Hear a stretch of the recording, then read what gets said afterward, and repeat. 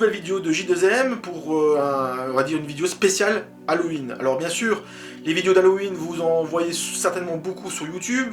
Voilà, donc j'ai essayé d'apporter ma petite touche, ma petite patte personnelle. Et donc, dès le départ, j'ai réfléchi à de quel type de film j'allais choisir. Et j'ai décidé tout simplement de fractionner mes vidéos par décennie. Donc il y aura une vidéo concernant les années 70, il y aura une vidéo concernant les années 80, 90, 2000, 2010, voilà. Et à chaque fois une petite sélection, pas trop longue, entre 6 et 7 films, je pense que c'est assez suffisant. Et voilà, ce sont des indications, des recommandations, on va dire, de cinéphile à cinéphile. Et ça n'a pas d'autre but que de vous donner envie de les découvrir et de savourer des moments de frisson avec ces titres-là. Voilà, tout simplement. Alors, autre élément que je veux mettre en avant, lorsque j'ai réfléchi à quel titre j'allais mettre selon les décennies, j'ai évité au maximum de prendre, on va dire, ce que j'appelle les évidences, ou ce que, on va dire, la plupart des autres cinéphiles, peut-être, ont tendance à citer ou à mettre en avant pour se faire une soirée cinéphile. Donc j'ai évité les films à franchise, hein, comme les Halloween, les Jason, les Freddy Krueger, les Chucky, des choses comme ça. J'ai évité de mettre du Stephen King, parce que ça paraît tellement évident, ou encore du Tim Burton, voilà, des choses comme ça, des trucs un peu gothiques, que tout le monde a tendance également à mettre en avant. Des films peut-être trop grand public également. J'ai essayé de trouver un équilibre entre on va dire, des vraies propositions de cinéma fantastique d'horreur effrayant. Et voilà, et j'ai évité également on va dire des productions un peu trop mises en avant, comme les Blumhouse par exemple, parce que là également, ça va pas couper, donc beaucoup de gens vont mettre en avant ces genres de films.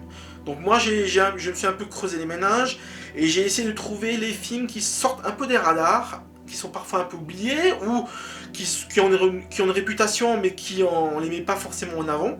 Et donc voilà, c'est comme ça que j'ai procédé pour chaque décennie. Pour cette première recommandation de cette sélection Halloween des 70s, donc un premier film qui vient naturellement à l'esprit, c'est le fameux Trauma, Burnt Offering de Dan Curtis.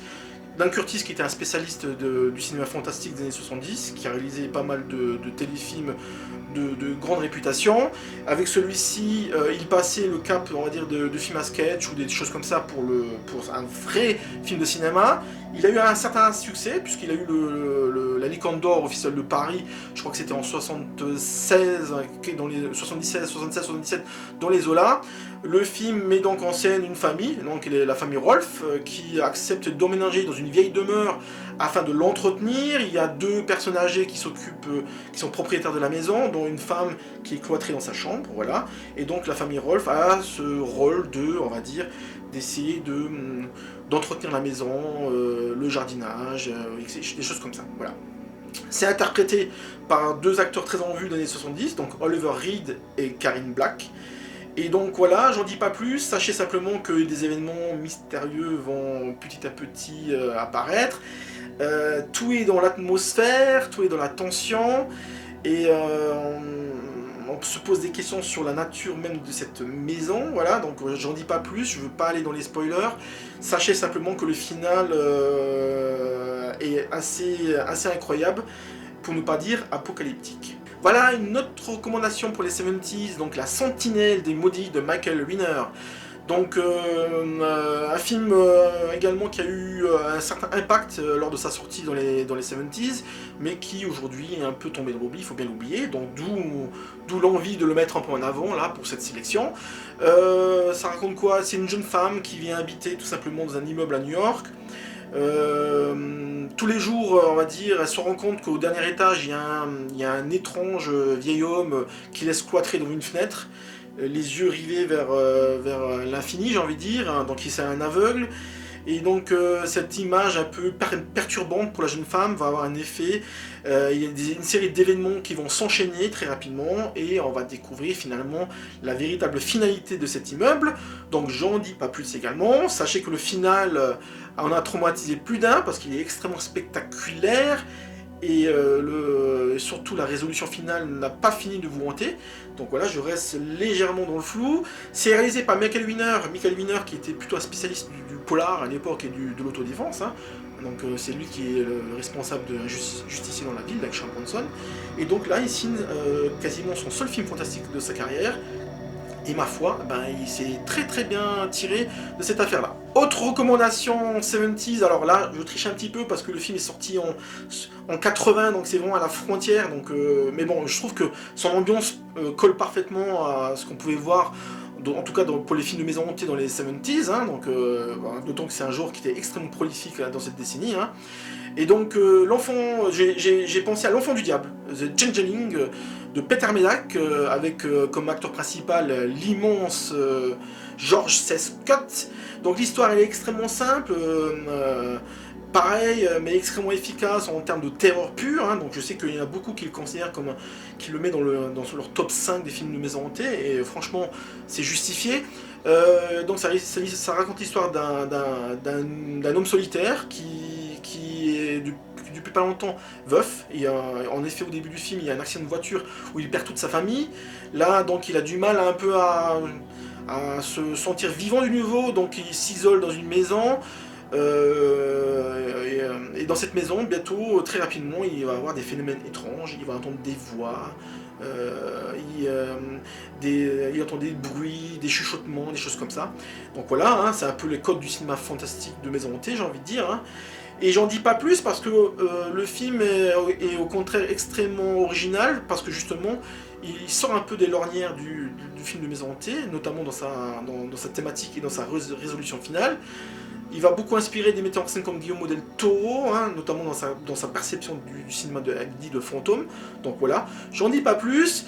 Donc pareil, c'est un film qui va crescendo, et donc le final va également vous marquer au fer rouge. Donc voilà, L'Enfant du Diable, The Changeling, brisé par Peter Medak. Autre recommandation, et on change un peu de langue et un peu de style, avec La Maison aux fenêtres qui rit de Pupo Avati, donc un film italien.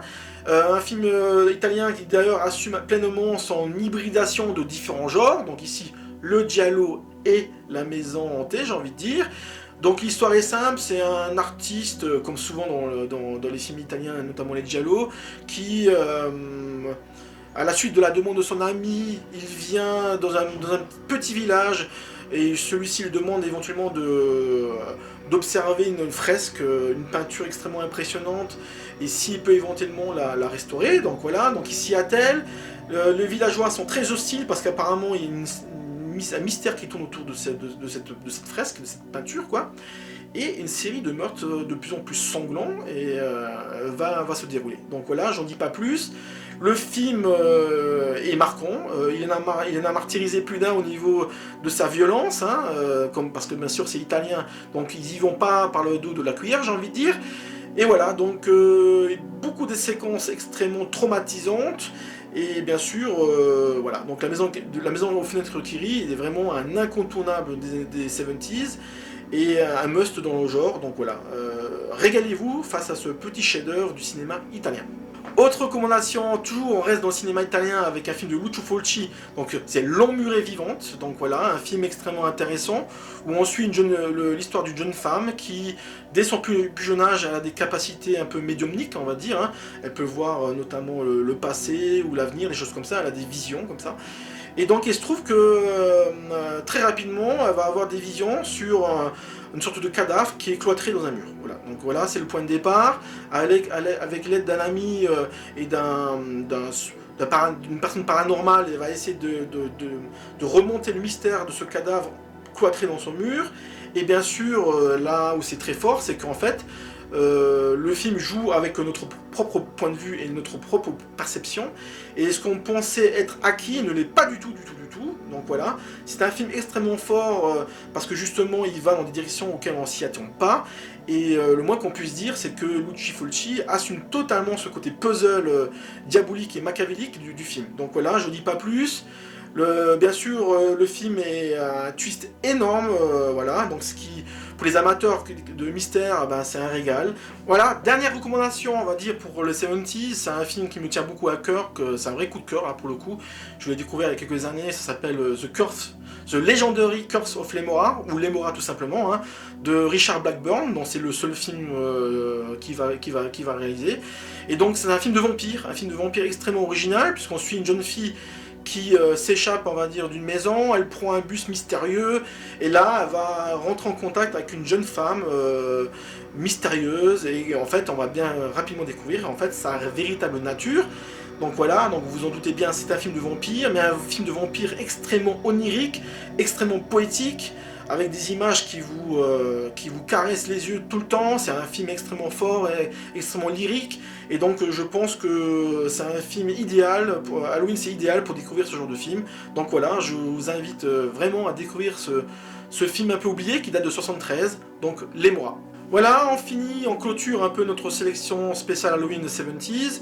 Alors bien sûr, je suis désolé, mais j'ai fait une sélection, donc il y a énormément de titres qu'on aurait pu mettre en avant, des films très connus comme Carré au bal du diable, ou même encore Fury également de Palma, hein, c'est pareil. Hein. J'aurais pu citer des films un peu plus, on va dire, spectaculaires, comme Zombie de Romero, ou L'Enfer des zombies de Fulci par exemple, voilà.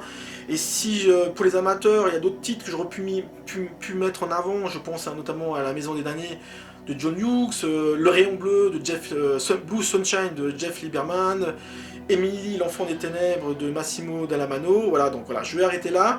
Il y a beaucoup de titres dans les 70s, voilà, une petite sélection, 6 titres, voilà. Donc j'espère que ça vous a plu.